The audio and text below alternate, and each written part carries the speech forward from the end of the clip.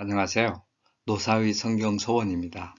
오늘은 요한복음 13장 20에서 30절 말씀을 가지고 이 말씀을 아는 자가 없다라는 주제로 생각해 보도록 하겠습니다. 먼저 21절에서 25절 말씀을 제목은 영접은 연합이다, 그렇게 생각해 보고 싶었습니다. 20절 말씀입니다. 내가 진실로 진실로 너희에게 이르노니 내가 보낸 자를 영접하는 자는 나를 영접하는 것이요 나를 영접하는 자를 나를 보내신 이를 영접하는 것이니라.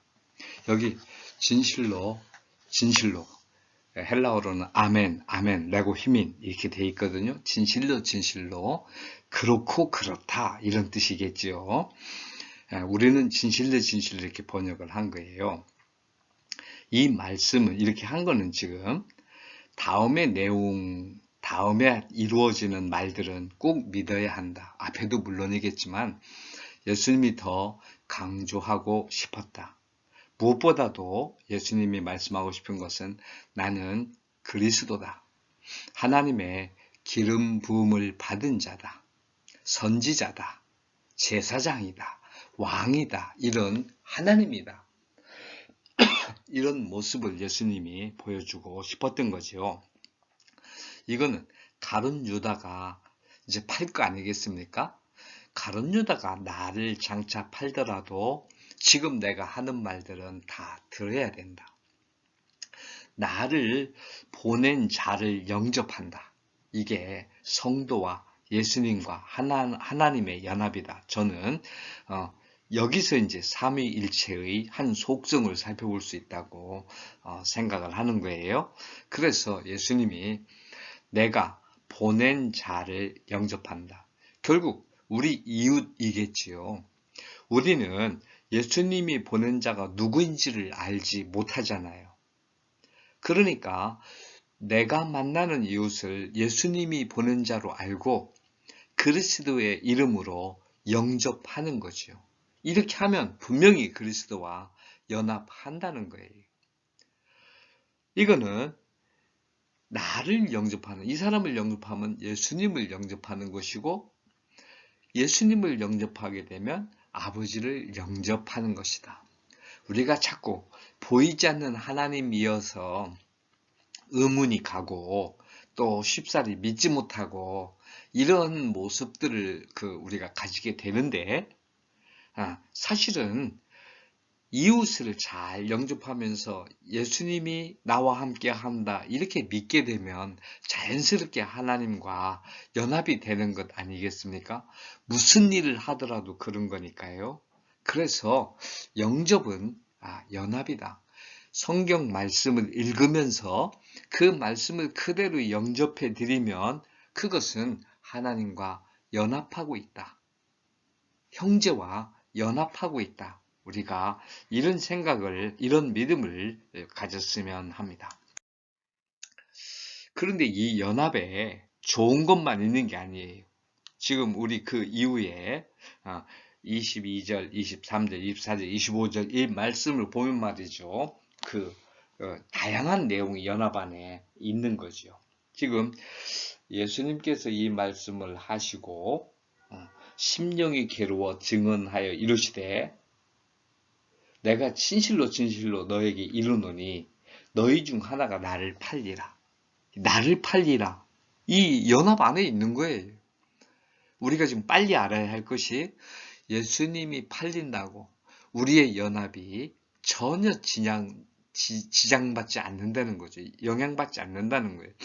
또 연합 안에는 우리 예수님도 심령에 괴로워하신다. 이거는 홀리 스피릿이 아니죠. 예수님 마음 안에서 지금 육신을 가지셨으니까 소울이거나 이런 거야. 여기 보니까 헬라어에 에타락세, 타라소, 흔들리다 이거거든요. 그래서 이제 마음이 왔다 갔다 하니까 괴로웠게 되는 거예요. 푸뉴마티, 영에서 괴로움을 받게 되다. 홀리 스피릿은 결코 이런 일이 정말 선한 것 아닌 것 외에는 근심하지 않으시니까. 그래서 소울이나 마인드 이렇게 보면 되겠어요. 그런데 왜 그러면 예수님이 괴로워하시겠느냐? 이게 가룟 유다에게 영원한 죽음을 선언하는 거 아니겠어요? 나를 파는 자가 있다. 이거는 하나님의 뜻에 대한 거역이기 때문에 하나님의 아들을 영접해야 되는데 팔아먹은 거 아니겠어요? 영원한 지옥이에요. 이 선언을 예수님이 하시면서 가룟 유다만이 아니라 모든 하나님이 말씀하셨듯이 내가 모든 인생이 영원한 죽음에 들어가는 걸 기뻐하지 아니하노라. 이게 하나님의 본심이시기 때문에 예수님도 하나님으로서 이런 마음을 가지셨다. 그래서 죽어가는 인생에 대해서 심령의 괴로움을 느끼셨다. 또 하나는 예수님이 팔리신 후에 제자들이 절망과 좌절할 것에 대해서 괴로워하셨을 것 같다. 예수님이 팔리니까 제자들이 다 흩어지고 이랬잖아요. 지금도 우리도 예수님의 죽음에 대해서 감사하고 확실한 믿음을 갖기보다 왜 꼭 죽어야 했지? 뭐 이런 생각으로 해가지고 괴로움을 당하고 흔들림을 당한단 말이에요. 이런 부분들을 예수님께서 육신의 몸으로 괴로워하셨을 것이다. 이렇게 생각해 볼 수 있는 것이죠. 어쨌든지 우리가 예수님을 영접해서 형제를 영접해서 예수님과 하나 되고 하나님과 하나 됐다고 거기는 평안함만 있는 게 아니고 파는 사람도 있고 이렇게 해서 심령의 괴로움도 있게 되고 이렇단 말이지요. 그럼 그 안은 또 예수님이 사랑하시는 자도 있어요. 요한이 자기를 예수님이 사랑하는 자 이렇게 됐거든요. 23절에 예수의 제자 중 하나 곧 그가 사랑하시는 자가 예수의 품에 의지하여 누워 있는지라. 또 22절 말씀에는 서로 의심하게 되는 거 이렇게 하니까 의심도 있고 사랑하는 자도 있고 다 있는 거예요. 이런 요소들이 우리 삶의 세계이지요. 그러나 우리가 기억할 것이 늘 하나님과 함께함을 이들이 어떻게 할 수 없다는 거예요. 이것들이 예수님이 사랑하시는 자도 있습니다. 이건 요한 자신이 자기를 자랑한 게 아니란 말이에요. 그리스도께서 자기를 사랑해 주셨다라는 감사의 표현이지요. 이거를 예수님이 사랑하시는 자 이렇게 했어요. 우리는 예수님이 뭐라고 했냐면 야 너희가 너희를 사랑하는 자를 사랑하고 미워하는 자를 미워하면 이방인하고 똑같지 않니? 이렇게 말씀하신 적이 있잖아요. 그런데 예수님은 당신이 사랑하시는 거예요. 그럼 이거는 예수님이 잘못된 거예요? 아닙니다.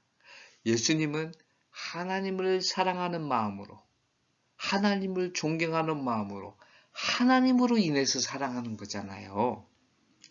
그래서 우리는 형제를 사랑해야 되는 거죠. 하나님이 사랑하시는 형제니까 어떤 일도 아무리 힘들어도 하나님이 나를 사랑해서 우리를 사랑해서 그 일을 하라고 주셨기 때문에 힘들고 어렵고 때로 지치고 쓰러져도 하나님의 사랑으로 인해서 그 일을 사랑하고 무슨 일을 해 나가야 되는 거겠지요. 그래서 예수님이 사랑하시는 자, 내가 사랑하는 자녀 이렇게 했을 때 반드시 그 말의 타당성을 확보하려면 하나님에 대한 사랑이 담겨 있어야 한다. 이게 우리가 하나님과 연합하는, 일체하는 그런 개념이다 이거죠. 너무 우리는 삼위일체, 한 몸, 원바디가 아니고 전체적으로 구성되어 있다 이렇게 생각할 수 있었으면 합니다. 한 바디라는 것도 의미가 되지만 똑같이 온 우주 전체가 하나다라고 하는 것도 일체 안에, 삼위일체 안에 들어가 있습니다. 들어가는 게 아니고 하나님이 포용을 하시는 거겠죠. 베드로가 머리짓으로 팔자가 누군지를 알아보게 했어요. 이건 다 우리랑 똑같은 거 아니겠어요? 연합해서 살면 세상을 떠나서 고생한 데 있는 게 아니라는 거예요. 네, 지금 품 안에 옛날 사람들 밥 먹을 때 이렇게 비스듬히 다 누워가지고 그게 소화가 잘 된대요, 사실은. 이렇게 누워서 팔 괴고 이런 걸 하죠. 그래서 그 플라톤이라든가 이런 그리스 철학자들이 모였을 때도 그런 자세로 밥 먹을 때 지금처럼 이렇게 곳곳이 앉아서 테이블에 앉는 게 아니었다는 거죠. 그러니까 비스듬히 앉다 보면 주님의 품 안쪽으로 갈 수 있는 거예요. 이렇게 질문을 했어요. 너무 편안하게 예수님 팔자가 누구예요? 자기가 아니니까 너무 편안하게 우리 안에 과연 있긴 하겠어요? 이런 뜻으로 물은 거지요. 그런데 이게 가룟 유다에게는 청천벽력이다. 청이 푸른 청천이니까 파란 하늘에서 어떻게 하늘을 깨는 또는 땅을 가르는 그런 그 전기, 그런 그 천둥, 번개가 있을 수가 있겠습니까? 그런데 지금 가룟 유다에게 저녁이나 먹고 대충 예수님이랑 시간 때우다가 가면 되겠지. 그리고 왔는데 여기서 팔자가 나온 거지요. 그야말로 가룟 유다에게 그 음흉한 계교가 우리에게까지 알려졌잖아요. 이게 예수님이신 거지요. 그래서 우리가 하나님과 연합해서 잘 산다 할 때 그 의미를 여러 가지로 생각해 볼 필요가 있다 이거예요. 이 말씀을 아는 자가 없고 오늘 이 본문인데 결국 이 말씀의 뜻에 의하면 지금 20절에서 30절까지 예수님이 말씀하실 때 사실은 인류 전체도 모르는 거죠. 예수님이 이렇게 해가지고 말씀해 주지 않으셨더라면, 하나님이 이렇게 친히 말씀해 주지 않으셨더라면, 지금 예수님이 팔리고 다시 부활해야 하는, 지금 적어도 부활은 다음 일입니다만서도 가룟 유다에게 팔리면서 수치와 모멸을 당하시는 이 과정은 우리가 무슨 의미인지 알 수가 없는 겁니다. 이게 하나님의 사랑인 거지요. 우리는 후대이니까 적어도 이 내용은 압니다. 그런데 아무 생각 없는 제자들에게 예수님이 너희 중에 하나가 나를 팔리라 이 말 베드로가 말한 걸로 보면 나는 주님을 부인하지 않겠습니다. 목숨을 던지겠습니다. 이러는 걸로 보면 다른 제자들이 예수님에 대해서 어떠한 존경심과 어떠한 믿음을 가지고 있었는지 우리가 알 수가 있어요. 이들이 십자가에서 도망간 이유는 인간적인 그런 존경과 뜨거움, 열정 이런 걸로는 궁극적으로 하나님의 뜻을 이루는데 합당치가 않다. 이런 증명이 되는 것이요. 어쨌든 적어도 그들은 참 순수하게 그리스도를 믿었고 따랐고 존경한 거지요. 모든 걸 베드로가 자기가 입으로 말했던 것처럼 모든 것을 주님을 따르느라고 버렸나이다. 이게 맞는 말이지요. 자, 어쨌든지 이 말씀을 아는 자가 없고 이거는 반드시 우리에게 적용된다. 이걸 잊지 말아야 되겠습니다. 이거는 뭐냐면 욕하는 게 아니고 너희가 알려고 해야 된다 이거죠. 무지를 깨우치는 건 알기 위해서 아니겠습니까? 모른다는 걸 아는 건 알려고 하는 것 아니겠어요? 그래서 인간적으로라도 무지를 아는 게 알의 출발이다 그런 얘기를 하는 거 아니겠어요? 예수님이 떡 한 조각을 적셔 주셨습니다. 풋소미온이라고 그래요. 이렇게 적셔가지고 주셨습니다. 유다를 향한 예수님의 사랑입니다.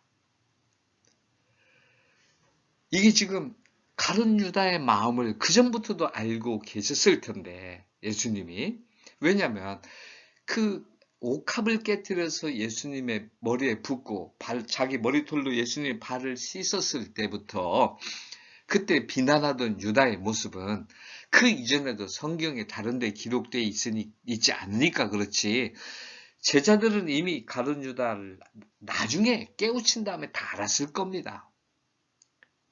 가룟 유다가 자살했다는 말 다 들렸을 거 아닙니까? 다 알지요. 자기들이 옛날 생각해 보니까. 그런데도 가룟 유다에 대해서 이 일 외에는 기록하지 않았어요. 모든 제자가 예수님의 사도들이 말이죠. 같이 있었던 사도들이 가룟 유다를 욕할 만한 다른 내용은 얘기하지 않았어요. 왜? 자기들도 똑같다 이렇게 본 거겠지요.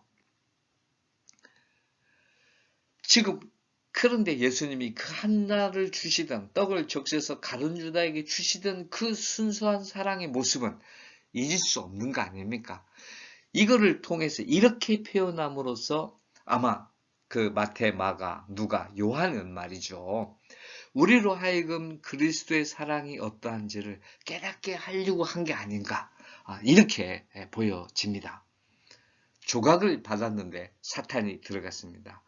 다른 예수님의 제자들은 목숨 건 삶을 살았습니다. 이 똑한 조각을 먹고 말이죠. 그런데 유다에게는 사탄이 들어갔습니다. 이때 들어간 게 아니죠. 사실은 이거는 칼뱅도 얘기를 하더라고요. 이미 사탄이 그 자리에 좌정하고 있었어요. 그런데 우리가 믿는다고 하다가 내가 정말 확실한 믿음을 갖게 되었을 때 제가 이런 믿음을 가졌습니다 라고 말하는 것처럼 그런 발전 과정을 표현한 거다 이거예요. 그래서 결정적으로 그때 떡 한 조각을 먹는 순간 사탄이 들어갔고 이건 그때는 몰랐단 말이에요. 그 현장에서 사도 요한이 나중에 깨달은 거예요. 무슨 표정이 있었는지 어떻게 깨달았는지는 모르겠지만 확실하게 그때 사탄이 들어갔다. 다른 제자들이 다 깨달았다는 건 아니겠습니까? 이게 우리 인간적인 표현이죠. 사람이 알 수 있도록 한 거예요. 우리가 떡과 포도주를 마시면서 그 성찬식에서 말이죠. 예수님이 내 안에 들어온 것처럼 느끼는 거 아닙니까? 내 살이 되는 것처럼 느끼는 거 아닙니까? 사탄에 대한 표현도 이렇게 되는 거지요. 우리가 경계할 수 있게 하기 위함이란 말이에요. 마치 이거는 지금 만찬을 하시고 예수님이 너희는 사랑하라. 이 14장 이후부터는 하나가 되라. 이런 거 나오는 거 아닙니까? 하늘나라 복음이죠. 따라서 만찬장은 혹은 우리 예수님이 그 제자들을 산으로 불렀을 때마다 12명이 모였을 때 거기는 하늘나라 같은 곳이 에덴 동산 같아. 지금 여기 만찬장이야말로 에덴 동산 같은데. 그런데 거기에 에덴 동산에 뱀이 있었듯이 오늘 여기도 사탄이 있는 거지요. 사탄이지 가룟 유다라기보다. 그래서 에덴 동산의 뱀과 선악과 따먹은 게 오버랩되는 거예요. 이미 사탄의 지배하에 있었습니다. 아담과 하와도 철저하게 사탄에 의해서 무너졌지요. 내 하는 일을 속히하라. 호, 포이에이스. 여기 너가 있거든요. What you do입니다. 네가 하는 일, 여기 관계대명사예요. 그것을 영어는 이게 목적격으로 와야 되는데요. 헬라는 안 그래요. 그래서 주격으로 씁니다. 너가 하는 그것을 포에손 하라. 명령에 타키어 빨리 이런 뜻입니다. quickly 이런 말이죠. 자, 여기 이거 저는 두 가지 의미가 있다고 봐요. 하나는 지금 이 친구가 하는 일을 해봐 경멸하는 거죠. 하나는 네가 네 제주껏 빨리 하지 하나님의 구원의 역사가 이루어지는 거야. 사탄이 네가 암만 움직여 봐야 하나님의 일을 할 뿐이다. 하나님의 도구일 뿐이다. 이렇게 저는 두 가지로 보고 싶은 거예요. 아는 자가 없고 사탄의 악한 계교에 대해 순진하고 우리는 말씀에 집중해야 한다. 저는 이거 그렇게 해석하고 싶은 겁니다. 말씀을 들으면서 그 말씀을 알지 못하는 것이 아닌지를 우리는 경계해야 됩니다. 지금도 우리는 무지함을 깨우쳐 가야 합니다. 30절 말씀 밤이러라. 깔병은 여기에 주석을 안 했더라고요. 30절 전체를 다 안 해버렸던데 조각을 받다. 저는 다른 제자들과 똑같이 받았는데 유다에게는 저주였다. 우리가 성 만찬에 참여하면서 조각을 받을 때 이게 확실한 나를 저주시키는 것이 아닌지 깊이 반성할 필요가 있습니다. 밤이러라. 아까 떡 한 조각을 예수님이 찍어서 주셨단 말이에요. 지금 가룟 유다를 깨우치기 위해서 그 장면에서 예수님이 할 수 있는 일은 만찬장에서 가룟 유다를 깨우치기 위해서 할 수 있는 게 뭐겠어요? 마지막 거기 있는 것대로 떡 한 조각 적셔서 해준 거예요. 물론 다른 말씀으로도 가룟 유다에게 마지막 기회를 주실 수 있었겠지요. 그러나 예수님은 알기 쉽게 있는 자료를 활용해서 그대로 떡 한 조각을 찍어서 주신 거예요. 이게 뭡니까? 예수님에 대한 구원의 손길. 우리에게 지금 이런 신호가, 예수님이 보내시는 신호가 우리에게 많이 올지 몰라요. 그런데 밤이라. 왜 사도 요한이 밤이러라 이렇게 했을까 말이죠. 저는 아까도 얘기했지만 제목을 이렇게 잡으면서 아무도 이 상황을 이해하지 못했기에 밤이라고 했다. 그러나 지금 우리는 밤을 다시 해석할 필요가 있습니다. 밤은 날의 한 부분이 아침이 되고 저녁이 되니 이게 한 날이었습니다. 밤에도 주님과 만찬을 해야 합니다. 저도 그렇게 해야 되고요. 늦게까지 잠을 안 자고 요새 젊은이들은 새벽 막 이렇게 잠들더라고요. 그런데 밤에 야기가 있습니다. 하나님이 주신 겁니다. 모든 자연의 식물들이 밤에 기운을 얻습니다. 낮에 온갖 활동을 하느라고 밤에 얻은 기운을 다 씁니다. 그리고 밤에 회복을 하는 겁니다. 잠을 자야 합니다. 밤은 주님과 더불어 예수님의 11제자가 주님과 더불어 보냈듯이 그렇게 보내야 한다고 믿습니다. 우리는 정말 이 말씀을 알지 못해서는 안 되겠습니다. 어두움을 깨우치고 알지 못함을 깨우치고 여러분과 제가 나를 영접하는 자는 내가 보낸 자를 영접하는 자는 나를 영접하는 것이고 나를 영접하는 자는 하나님을 영접해서 함께 사는 것임을 이 하늘나라 복음을 잊지 않는 여러분과 제가 되기를 소원합니다. 감사합니다.